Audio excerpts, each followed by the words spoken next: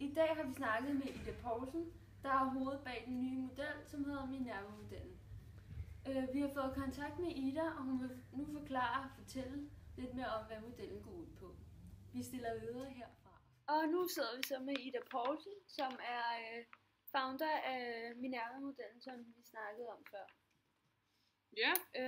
Ida, hvordan er du kommet frem til den her model, og hvor lang tid har det taget dig at finde på den? Jamen altså, jeg har igennem en del års forskning endelig kommet frem til en endelig model af alle de modeller, jeg faktisk har lavet. Og så har jeg lavet en lille tegning, så folk kan se, hvordan og hvorledes tingene hænger sammen. Og vi kan jo starte ud med den blå. De er alle sammen hver enkelte farve. Der er 5 farver. Hver enkelte, det er en segment. Og hvis vi starter med den blå, og den blå, det er den der med lidt mere selvtillidstype person, der altid er mig selv og kun mig.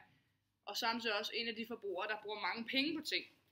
Og samtidig er det måske typen, der går i dyre mærker, tager på dyre ferier med familien, hører rigtig, rigtig god musik, og ikke nok med det også laver måske ikke så mange aktiviteter. De vil hellere ud og opleve nogle ting med måske kæresten eller barnet, eller hvem man nu end er i familie med. Og ikke nok med det også, så bor de nok i en lidt dyrere bolig, frem for et lille rækkehus ude på landet. Ja, og så den blå, det er den dyre person, og den lidt mere high class type. Det er ikke en, der vil hellere være derhjemme og slappe af. Så har vi den grønne. Den grønne er typen, der er lidt mere miljø-øko-person, der tænker lidt på andet end sig selv. Den engagerede type også, og samtidig med nydelse for de ting, de går og laver. Og der er det måske ikke typen, der holder udlandsferie, de tager nok mere på campingferie derhjemme, og hygger sig med familien, og ikke nok med det også, er det nok ikke dem, der bor i den dyreste bolig. Der kan man nok godt sætte dem i et godt rækkehus med soltag, eller hvad man kalder det, sådan så de kan få solen som varme i stedet for. Og ikke nok med det også, så er det nok også dem, der laver god aktivitet. De kan godt lide sådan nogle udendørs aktiviteter, som udendørs legepladser, og hvad man nu ellers kan finde nu her i Danmark.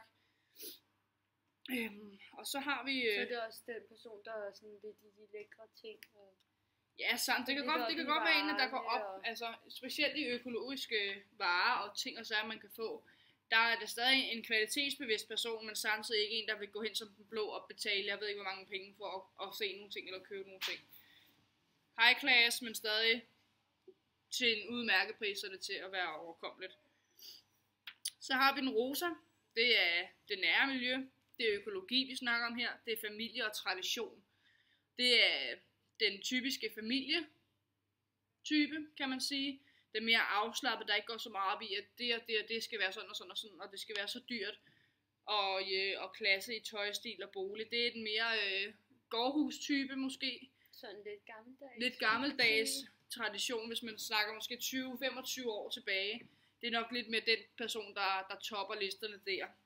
Og det er måske en, der hellere også igen vil på campingferie med familien, nyde livet og have de der traditioner, man altid har, og selvfølgelig kommer til hver enkelte fødselsdag, der nu må være i familien. Og programmer, der er det nok sådan nogle familieprogrammer. Yeah. Familien fra Bryggen, familieprogram, måske lidt mere ungdomsprogram, men stadig der er familie indblandet der. Som siger julekalender, som ja, alle sådan nogle ting, og biograf udendørs ture måske også, hvor man kan køre drive-in.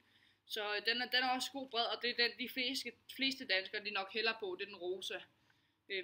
Der er jo selvfølgelig nogle af de andre også, men det er ikke dem, der topper mest. Så har vi den violette. Det er gør-det-selv-typerne, dem der selv vil klare alting og ikke har brug for en hånd udefra. Det er også igen tradition, og det er stabilitet. Det er nogen, der ligesom en god håndværker.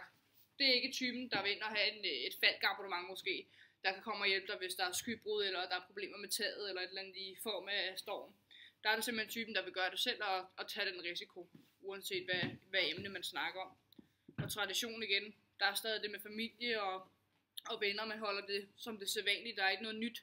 Det skal være som det plejer. Og stabilitet, det er ikke nogen, der går ud og sådan er spontane og bare hopper ud i ting. Det er nogen, der er lidt mere til det faste.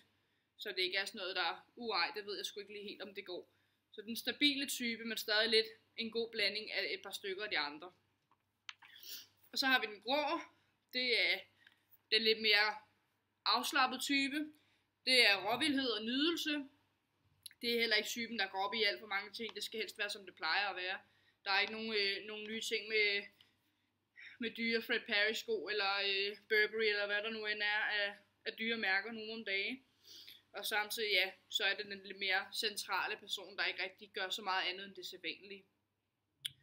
Så men det er min Monerva-model, jeg har bygget op fra en reklame, vi har lavet med personer på, og så har man ligesom sætter personerne i bås og prøver at finde ud af, hvordan og hvorledes de enkelte personer, de nu om dagen er. Så det er mit bud på det. Jeg håber, at alle folkeskoler og gymnasier og handelsskoler, hvad man kan komme på, de får brug for den her og kan bruge det til en masse. Ja, tak skal du have, Ida. Vi håber, at det bliver en kæmpe succes på alle skoler. Tak for det.